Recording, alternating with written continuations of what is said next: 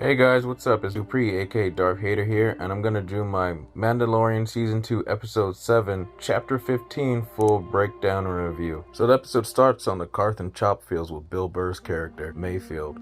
But, with Bill Burr and this is his character and the personality, you don't even think about the fact that his name is Mayfield. You just think Bill Burr. So when you see him, you're like, oh, there's Bill Burr dismantling a TIE fighter. But anyway, you see the same walker cranes that were in earlier episodes, moving stuff around, picking up TIE fighters, and then we follow a New Republic security droid up to Bill Burr's character. It tells him that he's been reassigned. We then see Cara Dune appear, complete the transfer of Mayfield. She then takes him over to Slave 1, which is parked on the opposite side of the field, and there we see Boba Fett with his armor fully repainted, looking nice. And if you really look at the armor, it's a good mixture of Return of the Jedi and Empire Strikes Back, just freshly repainted.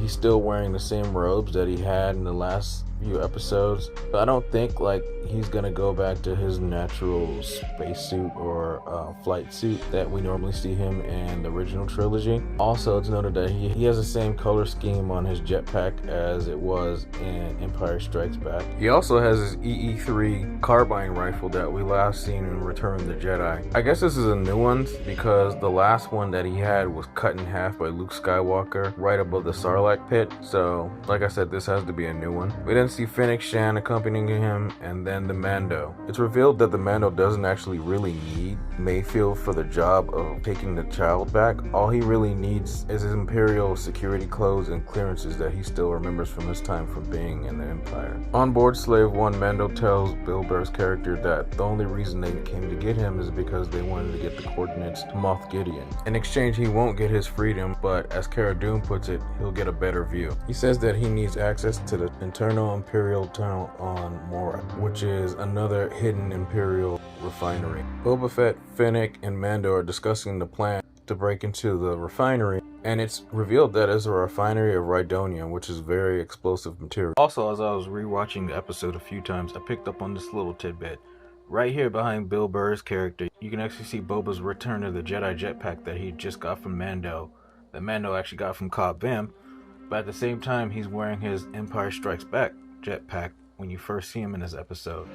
And the funny thing also, if you notice that they both had the same patch job that first see in the first episode from Cobb Vanth fixing the jetpack. I guess that was just a costume error or something. I feel like maybe they just made a bunch of the same cast of the same jetpack and then forgot to paint one differently, or forgot to not put the patch on one of the jetpacks and leave the other one clean.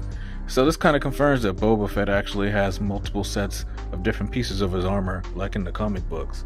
We then arrive on Morak, which is very foresty. HCV-9W turbo tank, which was the model of tank that the Empire used to transport prisoners, but right now it's being used to transport Rhydonium. It's basically a newer model of the A6 turbo tanks that were used during the Clone Wars and also in Rogue One, a Star Wars story. The plan is to steal one of the turbo tanks. Mayfield, Mando, and Cara Dune jump onto the tank as it goes underneath a tunnel, and then Cara Dune takes out the two stormtrooper drivers that are actually driving it. Now, these stormtroopers are kind of a mix of two different troopers. They're actually the tank troopers from Rogue One and also the mud troopers from Solo, Star Wars story, in their kind of paint schemes. I think it's because this planet is kind of dirty and watery and wet and also foresty that they went with the mud troopers, or just that look. Maybe it just fit with this planet, but it's a nice little mix of armor and reuse of costumes.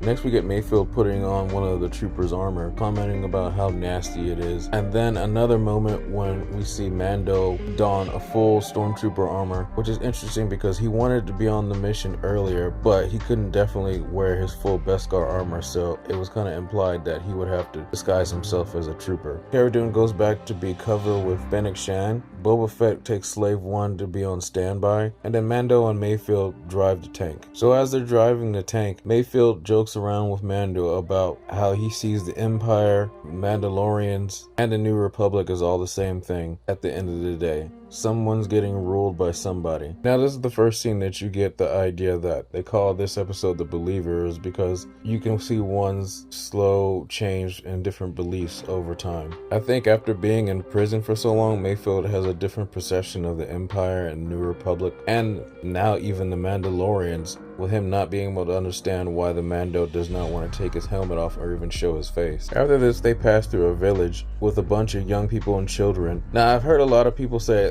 one of the girls on here has a strong resemblance to Janna from The Rise of Skywalker, and then also with the news that we got a Lando Calrissian show coming down the pipeline, that might actually be Janna, and that's where she came from. But I kind of doubt this. That would make the galaxy a little bit more smaller, and not every place and every show has to have every single connection with every character. After leaving the town, they see an explosion up ahead, which actually turns out to be Juggernaut 4. Chatter can be heard on the radio as it explodes. Next, we see some pirates come up behind the turbo tank and actually jump on to try and blow up the tank. They jump on board and try and plant thermal detonators. As the Mando shoots him, he falls off onto the ground. The explosion behind him actually blows up the other speeder that's trailing. He runs out of ammunition, which is actually kind of a first in Star Wars. You never really see any of these blasters running out of blaster bolts or ammunition. But after that, the Mando decides to take all the pirates on with hand-to-hand combat, and you could totally tell that he's not used to being in Stormtrooper costume or anything other than his Mando, or anything other than his Mandalorian Beskar armor. But the fact he takes a few hits, and he's surprised that pieces of the armor actually shatter and fall off, such as the pauldrons. After they take out a few more pirates, the pirates actually call in reinforcements, so then you see a few more speeders coming in with more pirates carrying thermal detonators.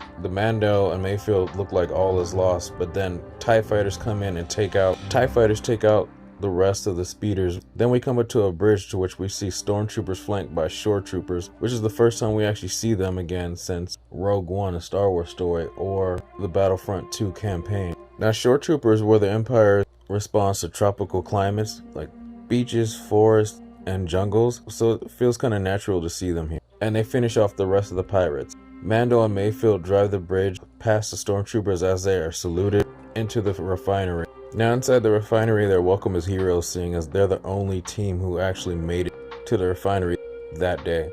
All other transports were destroyed, so they're a welcome sight. They're looking for a terminal in the mess hall. Mayfield sees an officer sitting at the table called Fallon Hesk, who actually used to be his commander when he was back in the Empire. Then he says he can't go in there because he'll be recognized. Mando says he'll do it himself, grabs a data stick from Mayfield. Then he goes to the terminal to try and get the information. He uses the data stick, and then it doesn't work with an error because it only scans faces. So he actually has to take his helmet off to get his full face scanned. And this is the first time that anybody in the show other than IG-11 in the first season had actually seen his face. Mayfield's first sees him from behind, and then the officer sees him because he feels suspicious and stares at him. The Imperial officer walks over to check out Din. Then he asks him what is his designation, to which Din replies, transport crew. He also asks for his TK number. Mayfield sees this and comes to the rescue by coming up with a fake story and then also giving him the nickname Brown Eyes and saying that he has a hearing problem. The officer then invites them over to the table to have a drink. They sit down, and this is where we get a lot more character development from Mayfield. He says that they should raise a toast to Operation Cinder.